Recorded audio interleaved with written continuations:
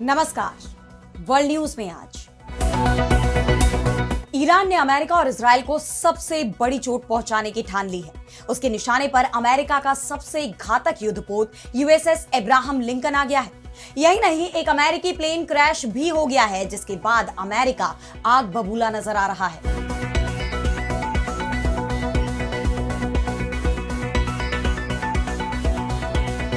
तो middle east की जंग और भड़कती जा रही है। ईरान ने चुन चुनकर अमेरिकी सैनिकों को मारने की बात कही है। ईरानी सुप्रीम लीडर मुस्तफा खामनेई ने साफ कर दिया है कि एक एक वार का बदला लिया जाएगा, जिसके बाद इजरायली पीएम बेंयामिन नेतन्याहू भी अपने बंकर से बाहर आने पर मजबूर हो गए। उन्होंने ईरान को चेतावनी दी है। वहीं दूसरी तरफ अमेरिकी राष्ट्रपति डोनाल्ड ट्रंप ने भी ईरान को पूरी तरह तबाह करने की धमकी दी है, लेकिन ईरान झुकने को तैयार नहीं है। उसने धमकियों का जवाब हमले से दिया है। उसकी तरफ से इजराइल की सीमा के अंदर कई मिसाइलें दागी गई। तो ईरान के पलटवार से बौखलाए नेतन्याहू और ट्रंप, क्या और बिगड़ने वाले हैं मिडिल ईस्ट के हालात? इस पर हम करेंगे विस्तार से चर्चा, लेकिन आइए जरा उन खबरों को भी देख लें जिन पर आगे होगी बात। अमेरिकी राष्ट्रपति ट्रंप की आक्रामक नीतियों के खिलाफ डेमोक्रेट्स ने खोला मोर्चा। सीनेट में युद्ध शक्तियों से संबंधित प्रस्ताव किया पेश। क्यूबा पर ट्रंप के रुख पर लगाम लगाने की तैयारी। अफगानिस्तान और पाकिस्तान में जंग तेज। मुनीर की सेना ने कंधार समेत कई ठिकानों पर की एयर स्ट्राइक। तालिबान ने भी कई पाकिस्तानी शहरों में किए ड्रोन हमले।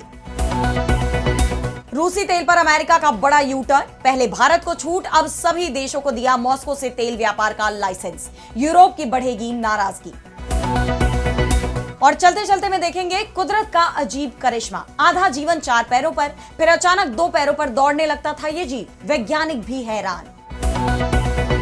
इन सभी खबरों पर हम विस्तार से करेंगे बात, लेकिन पहले एक नजर हेडलाइंस पर। वेनेजुएला और कोलंबिया के राष्ट्रपतियों की बैठक रद्द। अप्रत्याशित परिस्थितियों का हवाला देते हुए अचानक बदली योजना।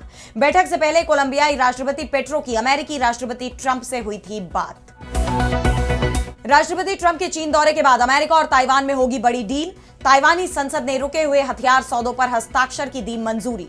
चीन की नाराजगी बढ़नी तय। चीन में वार्षिक औपचारिक संसदीय सत्र का समापन। संसद से जातीय एकता कानून को मिली मंजूरी। अब अल्पसंख्यकों को मंदारिन भाषा सीखना होगा अनिवार्य। तारिक रहमान के सत्ता में आते ही चीन एक्टिव। बांग्लादेश जा रहे चीनी उप विदेश मंत्री वेई दोंग। बीते दिन बांग्लादेश के विदेश मंत्री खलीलुर रहमान से चीनी राजदूत वेन की हुई मुलाकात। तो अमेरिका और इजराइल के खिलाफ ईरान के हमले और तेज हो गए हैं।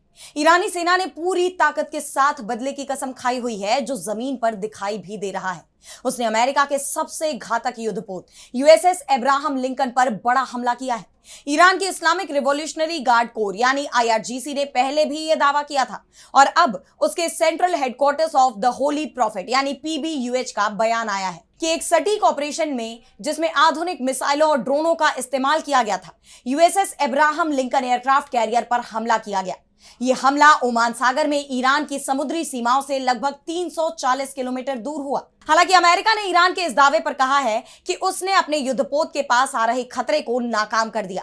उसका कहना है कि बीते हफ्ते ईरानी पोत खतरनाक तरीके से विमान वाहक पोत के बेहद करीब आ गया था, जिसके जवाब में अमेरिकी नौसेना के एक जहाज ने उस पोत को रोकने के लिए 5 इंच 54 कैलिबर मार्क 45 नौसैनिक तोप से फायर करने की कोशिश की। अब्राहम लिंकन को ईरान ने इस हमले में कितना नुकसान पहुंचाया है, यह भले ही अमेरिका बताने को तैयार ना हो, लेकिन इस बीच ईरान समर्थक इराकी मिलिशिया ग्रुप ने उसका एक विमान मार गिराया है, और इसे अमेरिका भी नहीं छुपा पाया। अमेरिकी सेंट्रल कमांड ने खुद कहा है कि उसका एक रिफ्यूलिंग एयरक्राफ्ट KC-135 पश्चिमी इराक में दुर्घटनाग्रस्त हुआ है। इस क्रैश में 2 अमेरिकी सैनिकों की मौत की खबर है। यानी इस जंग में अमेरिका बुरी तरह फंसता जा रहा है। ईरान की तस्नीम न्यूज ने बताया है कि आईआरजीसी की खुफिया एजेंसी ने पूरे क्षेत्र के नागरिकों से अमेरिकी सैनिकों की जानकारी भी मांगी है, जो होटलों और निजी आवासों में रह रहे हैं। उन्होंने नागरिकों से अपील करते हुए कहा है कि अमेरिकी आतंकवादियों के छिपने की जगहों की सटीक जानकारी देना आपका इस्लामी फर्ज है। ईरान के सरकारी टीवी IRIB ने आईआरजीसी का एक बयान भी जारी किया है, जिसमें उसने दुश्मन को कड़े स्वर में चेताया है कि अगर अमेरिका और इजराइल ने हमारे एनर्जी इंफ्रास्ट्रक्चर पर हमला किया तो हम इस इलाके के तेल और गैस इंडस्ट्री में तबाही मचा देंगे। वहीं ईरान के सुरक्षा प्रमुख अली लारिजानी ने साफ शब्दों में कहा है कि वे अमेरिका को पछताने पर मजबूर कर देंगे। उन्होंने अमेरिकी राष्ट्रपति डोनाल्ड ट्रंप को सीधी धमकी देते हुए कहा, हालांकि युद्ध शुरू करना आसान है, लेकिन इसे कुछ ट्वीट से नहीं जीता जा सकता। हम तब तक पीछे नहीं हटेंगे जब तक आपको पछताने पर मजबूर नहीं कर देते। बीती शाम ईरान के नए सर्वोच्च नेता मुश्तबा खामेनेई के नाम से देश के नाम पहला संदेश भी जारी किया गया। हालांकि वो सामने तो नहीं आए, लेकिन एक टीवी प्रेजेंटर ने उनकी तस्वीर के साथ उनका संदेश पढ़ा, जिसमें लिखा था कि प्यारे लड़ाकों भाइयों, जनता की मांग है कि एक असरदार और अफसोस पैदा करने वाला बचाव जारी रहे। हॉर्मूज की खाड़ी को बंद करने का तरीका भी जरूर इस्तेमाल होता रहना चाहिए। दूसरे फ्रंट खोलने पर भी स्टडी की गई है, जिनमें दुश्मन को कम अनुभव है और वे बहुत कमजोर होंगे। अगर जंग के हालात बने रहते हैं तो जरूरत के हिसाब से उन्हें एक्टिवेट किया जाएगा। यानी उन्होंने साफ कर दिया है कि आने वाले वक्त में ईरान के हमले और तेज होने वाले हैं, जिससे अमेरिका और इजराइल की बौखलाहट भी बढ़ती जा रही है। ऐसे में ईरान जंग के बीच इजराइल के प्रधानमंत्री बिन्यामिन नेतन्याहू पहली बार सामने आए। उन्होंने एक प्रेस ब्रीफिंग में ईरान के नए सुप्रीम लीडर पर निशाना साधते हुए कहा कि हमने पिछले तानाशाह को मार गिराया है और नया तानाशाह मुश्तबा, जो IRGC की कठपुतली है, सार्वजनिक रूप से अपना चेहरा नहीं दिखा सकता। हम ईरान और हिजबुल्लाह को कुचल रहे हैं। हम रिवॉल्यूशनरी गार्ड्स, उनके ठिकाने, जमीनी ताकत और उनकी चौकियों पर चोट कर रहे हैं। अभी तो और भी बहुत कुछ होना बाकी है। अमेरिकी राष्ट्रपति डोनाल्ड ट्रंप का भी रुख कुछ ऐसा ही दिखाई दिया। उन्होंने ईरान के नए सुप्रीम लीडर मुश्तबा को लेकर कहा कि वो शायद गंभीर रूप से घायल हो सकते हैं, लेकिन वो किसी न किसी रूप में जिंदा हैं। इसके साथ ही ट्रंप ने यह दावा भी किया कि ईरान की नौसेना खत्म हो गई है, उनकी वायुसेना अब नहीं रही। मिसाइलें, ड्रोन और बाकी सब कुछ तबाह किया जा रहा है। उनके नेताओं को धरती के चेहरे से मिटा दिया गया है। हमारे पास अद्वितीय मारक क्षमता, असीमित गोला बारूद और पर्याप्त वक्त है। आज इन पागल दुष्टों के साथ क्या होता है उसे देखें। वो 47 सालों से पूरी दुनिया में निर्दोष लोगों को मार रहे हैं और अब मैं अमेरिका के 47वें राष्ट्रपति के रूप में उन्हें मार रहा हूं। ऐसा करना कितने बड़े सम्मान की बात है। अब ट्रंप भले ही ये दावा कर रहे हो कि ईरान में उनकी सेना को जीत मिल रही है, लेकिन जमीनी हकीकत कुछ और ही दिखाई दे रही है। तमाम देश अमेरिका और इजराइल के ईरान पर हमलों की निंदा कर रहे हैं, लेकिन उनकी चिंता का कारण ईरान का पलटवार बना हुआ है, क्योंकि किसी को भी उम्मीद नहीं थी कि ईरानी सेना अकेले अमेरिका और इजराइल को मजबूर कर पाएगी। ताजा अपडेट्स के मुताबिक इजराइल के जर्जीर शहर में ईरानी हमले में 57 लोग घायल हुए हैं। वहीं सऊदी अरब की सेना ने 2 दर्जन से ज्यादा ड्रोनों को हवा में ही मार गिराने की बात कही है। इन हालात में यह तय माना जा रहा है कि ये जंग आने वाले दिनों में और खतरनाक रूप ले सकती है। और अब अगली खबर में बात करेंगे क्यूबा में ट्रंप के मिशन के खिलाफ डेमोक्रेट्स के मोर्चे की। तो अमेरिकी राष्ट्रपति डोनाल्ड ट्रंप जिस तरह एक के बाद एक देशों को निशाना बना रहे हैं, कभी वो वेनेजुएला पर अपना कब्जा जमाने की कोशिश करते हैं तो कभी कनाडा को अमेरिकी राज्य बता देते हैं। ईरान की जंग में क्या हो रहा है ये तो आप देख ही रहे हैं। अभी मिडिल ईस्ट की जंग खत्म भी नहीं हुई और ट्रंप ने पहले ही बता दिया है कि उनका अगला टारगेट कौन सा देश है। जी हां, ट्रंप साफ कह चुके हैं कि अमेरिका जल्दी ही क्यूबा को टेक ओवर करने वाला है। ये फ्रेंडली टेक ओवर भी हो सकता है और नहीं भी हो सकता है। वैसे तो वेनेजुएला पर अमेरिकी सेना के हमले के बाद ही उन्होंने इसके संकेत दे दिए थे। लगातार क्यूबा को उनकी तरफ से चेतावनियां भी दी जा रही थी, लेकिन अब उनके स्पष्ट बयान ने पूरी दुनिया में बहस छेड़ दी है। ट्रंप के इस ऐलान ने अमेरिका में भी तहलका मचा दिया है। ऐसे में विपक्षी दल डेमोक्रेट्स ने ट्रंप की आक्रामक विदेश नीतियों के खिलाफ बड़ा कदम उठाया है। उन्होंने सीनेट में एक विधेयक पेश किया है जो अमेरिका को कांग्रेस की मंजूरी के बिना क्यूबा पर हमला करने से रोकेगा। विधेयक में राष्ट्रपति को क्यूबा से किसी भी तरह सेना को हटाने की मांग की गई है। दरअसल डेमोक्रेट्स अगले हफ्ते ईरान पर लागू होने वाले युद्ध शक्तियों से संबंधित कई प्रस्तावों पर मतदान कराने की योजना बना रहे हैं। उनकी मांग है कि मिडिल ईस्ट में जारी संघर्ष पर सार्वजनिक सुनवाई हो। इस दौरान राष्ट्रपति ट्रंप के कैरिबियन देश पर कब्जा करने के घोषित लक्ष्य पर भी वोटिंग कराई जाएगी। इसे डेमोक्रेट्स की तरफ से ट्रंप को रोकने की कोशिश के तौर पर देखा जा रहा है, लेकिन सत्ताधारी दल रिपब्लिकन इसके लिए तैयार नहीं है।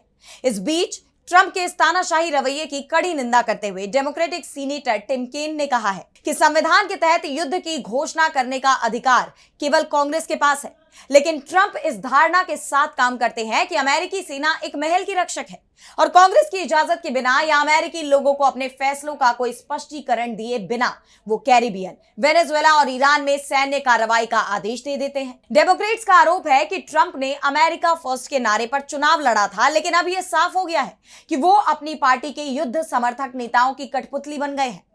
आपको याद होगा, इस साल की शुरुआत में ही अमेरिकी विदेश मंत्री मार्को रूबियो ने क्यूबा को लेकर ट्रंप प्रशासन के रुख की झलक पेश कर दी थी, जब उन्होंने कहा था कि ट्रंप प्रशासन क्यूबा में सत्ता परिवर्तन देखना पसंद करेगा। लेकिन इसका मतलब यह नहीं है कि हम इसे सीधे तौर पर उकसाएंगे। इन हालात में अब ट्रंप के फैसलों को लेकर अमेरिका की सियासत में बहस गर्मा गई है।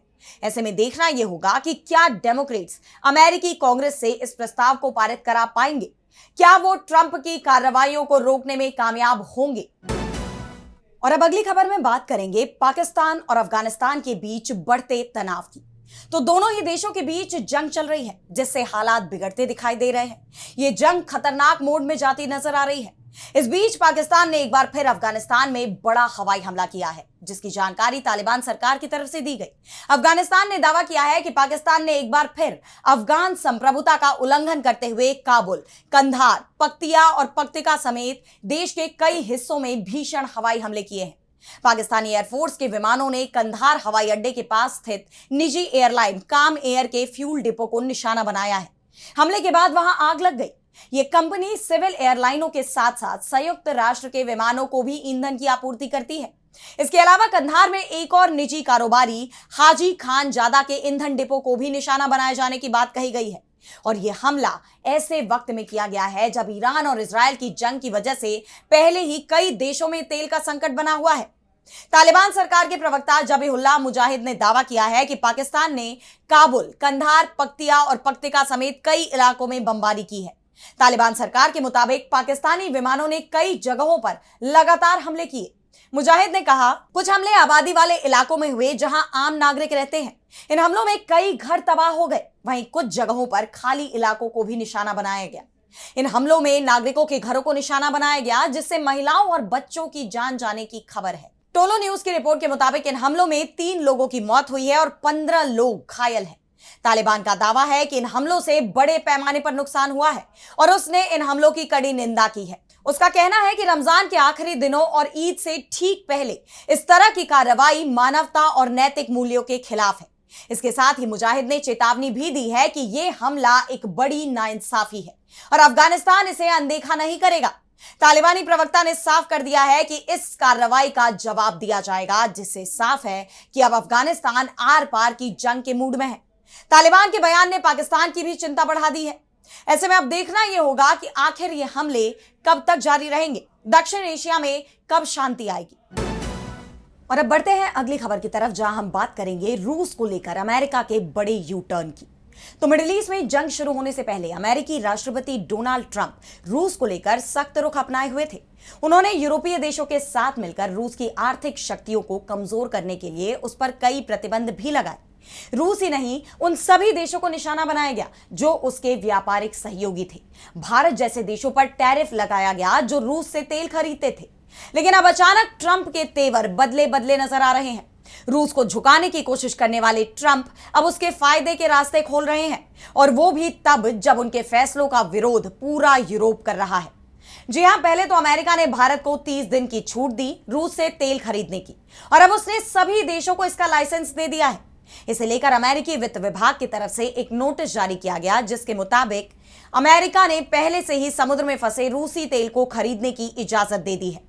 ट्रेजरी विभाग ने एक लाइसेंस जारी किया जो 12 मार्च या उससे पहले जहाजों पर लादे गए रूसी कच्चे तेल और पेट्रोलियम उत्पादों से जुड़े लेन देन की इजाजत देता है। यह मंजूरी 11 अप्रैल तक प्रभावी रहेगी। अमेरिका के इस फैसले से यूरोप भड़क सकता है। उसने पहले ही रूस को तेल व्यापार में ढील देने का विरोध किया है। जर्मनी और फ्रांस जैसे देशों ने साफ कर दिया था कि यह फैसला एक बड़ी गलती है। लेकिन ट्रंप पर यूरोप की इन चेतावनियों का कोई असर होता नहीं दिख रहा, बल्कि अब तो उन्होंने रूस को और ढील दे दी। हालांकि अमेरिका की तरफ से इस पर अपनी सफाई भी पेश की गई। अमेरिकी वित्त मंत्री स्कॉट बेसेंट ने कहा कि इस कदम का मकसद मौजूदा तेल आपूर्ति की पहुंच बढ़ाना है। इससे रूस को ज्यादा वित्तीय लाभ नहीं होगा, क्योंकि इसमें शामिल रूसी कच्चा तेल पहले से ही रास्ते में है। अमेरिकी राष्ट्रपति वैश्विक ऊर्जा बाजारों में स्थिरता को बढ़ावा देने के लिए निर्णायक कदम उठा रहे हैं और कीमतों को कम रखने के लिए काम कर रहे हैं। आप जानते हैं कि मिडिल ईस्ट की जंग ने पूरी दुनिया में तेल संकट खड़ा कर दिया है। जिस तरह ईरान हॉर्मुज स्ट्रेट से गुजरने वाले जहाजों को निशाना बना रहा है, वैश्विक तेल व्यापार के लिए यह जलमार्ग सबसे अहम माना जाता है, लेकिन ईरान ने इसे बंद कर दिया, जिससे तेल की सप्लाई बाधित हो गई और जगह जगह तेल के लिए हाहाकार मच गया है। ऐसे में अब ट्रंप रूस के जरिए तेल सप्लाई बरकरार रखने की कोशिश कर रहे हैं, लेकिन सवाल यह है कि कहीं उनकी ये कोशिशें बैकफायर न कर दे, क्योंकि मिडिल ईस्ट की जंग में रूस तो खुलकर ईरान के साथ खड़ा है, लेकिन ट्रंप के इस फैसले से अमेरिका के यूरोपीय सहयोगी जरूर उससे दूर होते जा रहे हैं। ऐसे में अब देखना यह होगा कि रूस को मिली इस ढील का जियोपॉलिटिक्स पर क्या असर पड़ता है। और अब चलते चलते मैं बात करेंगे दो पैरों पर चलने वाले मगरमच्छ की। तो एक ऐसा जीव जो पैदा तो मगरमच्छ की तरह रेंगते हुए हुआ, लेकिन जैसे जैसे उसकी उम्र बढ़ी उसने दो पैरों पर दौड़ना शुरू कर दिया। जी हां, अमेरिका के एरिजोना के जंगलों में मिले कुछ 21.6 करोड़ साल पुराने जीवाश्मों यानी फॉसिल्स ने वैज्ञानिकों के होश उड़ा दिए हैं। इस जीव का नाम है सोनसेलासुचस। पहली नजर में तो रिसर्चर्स को लगा कि यह कोई नन्हा सा डायनासोर है, लेकिन जब गहराई से जांच की गई तो पता चला कि यह तो आज के मगरमच्छों का पूर्वज था।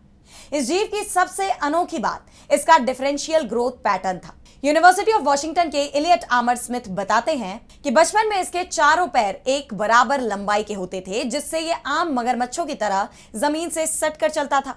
लेकिन जैसे जैसे इसकी उम्र बढ़ती चली गई, इसके पीछे के पैर शरीर के मुकाबले कहीं ज्यादा लंबे और मजबूत हो जाते हैं, और नतीजा यह हुआ कि यह जब युवावस्था में पहुंचा तो यह दो पैरों पर खड़ा होकर दौड़ने लगता था।